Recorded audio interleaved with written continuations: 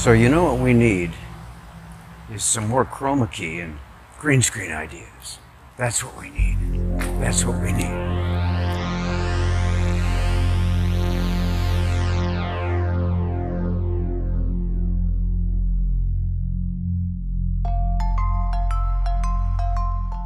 My dearest friend asked me to make a video that would be a commercial for her virus-closed small business.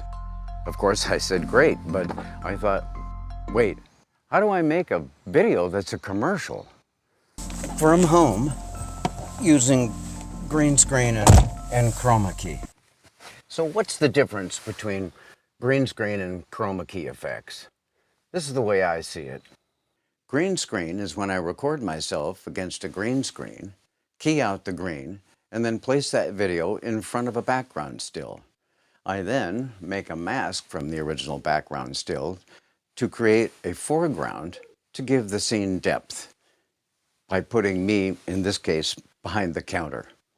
I use my photo editing software to paint out in green the areas to receive a chroma key effect. Chroma key is when I place a green element in a scene, such as this TV set. In this case, I displayed a green slide on the TV, then key out that green and place this video in for the effect.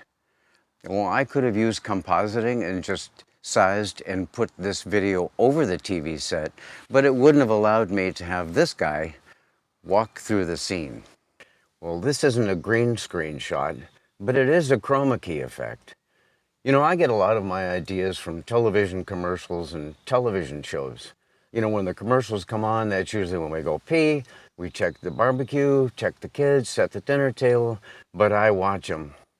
Some of them have some really great effects and transitions. You know, they're on a budget and they have a location and a cast to organize and probably a short shooting schedule. So there's a lot to be learned there. As for TV shows and ideas, I get a lot of my ideas from, well, one of my favorite shows is Chicago PD on NBC. You know, they have great cinematic lighting, both natural lighting and lit, and they shoot in all weather, snow, rain, at night. I study the camera setups that they do and how many cuts they have in a scene. Like, for example, they'll have, in just one chase scene, they might have 10, 20, even 30 different camera shots and cuts. You know, they use drones, crane, stabilizers fixed on a tripod, handheld. I'm saying get some good ideas or you might check it out.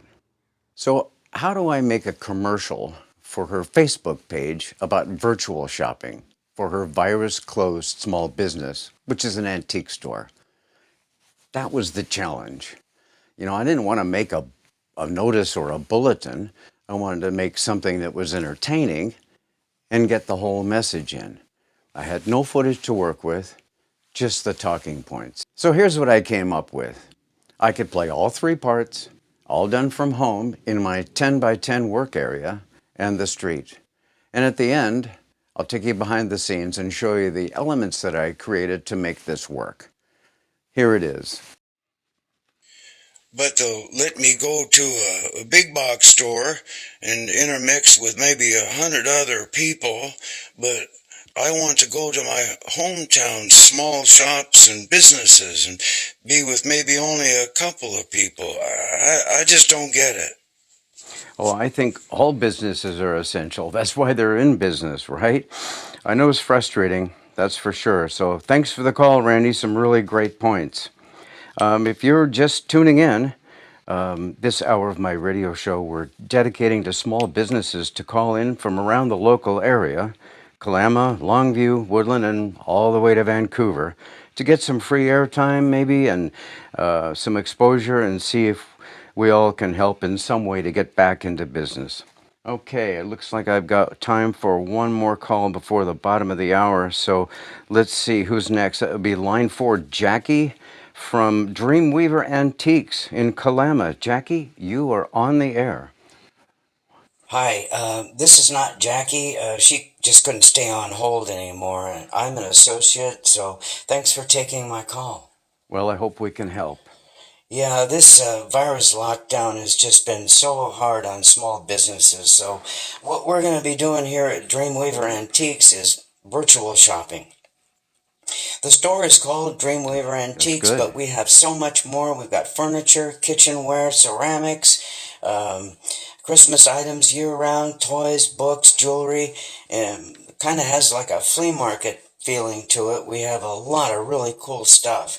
So, what we're going to do is video the different sections of the store, then put those videos on our Facebook page. You guys look them over and see if there's something you want or are interested in, and give us a call at 360-553, and we'll offer pricing and shipping costs and send it to you if that's what you want. And we also offer curbside pickup, but that really has to be by appointment, so give us a call. You can find us on our Facebook page. Search Dreamweaver Antiques. And be sure and follow us on Facebook because we always have new items coming in. So we're located at 157 North 1st Street, and that's right in downtown Kalama, Washington. It's just off I-5, about 20 minutes north of Vancouver at exit 30. Phone number again is 360-553. And thanks for your time today and getting the word out. And we really miss our regular customers and are anxious to make new ones. Well, that's really a great idea. We hope you have some great success with that. Okay, we're going to take a break now for news and weather. You're listening to the Neil Pearl Show. I'll be back in just a few minutes with some more calls from our small business heroes. So here's how it was done and some behind the scenes. Notice the script just laying on the driver's seat to be masked out in post. Stop it. Cut. This take masked down to size. A simple mask layer created to compensate for the rounded truck windows. The original background still for the second kitchen scene. So how do I make a commercial? Dialogue for this scene's video was recorded in front of a green screen. That same video masked down to hide the limits of the set. And lastly, the foreground mask created to give depth to the scene. Does it take some time to carefully paint out the chroma key areas? Well, of course it does, but I think the illusion is really worth the time. Here's the radio broadcast background. If you're just tuning in, I think this is the first video I've made where I didn't have to make eye contact with the camera. I didn't have to pick out and find any music, and I could just hold the script and stopwatch in my hand and read it. Some exposure and see. And finally, the foreground mask to complete the effect. Okay, it looks like I've got. If you have any questions or comments, please leave them below. If you enjoyed this video and would like to see more like it, please subscribe. I hope you got some ideas for your next project, and thanks for watching. All right, kids, settle down. Okay, let's go take 3. Okay, ready?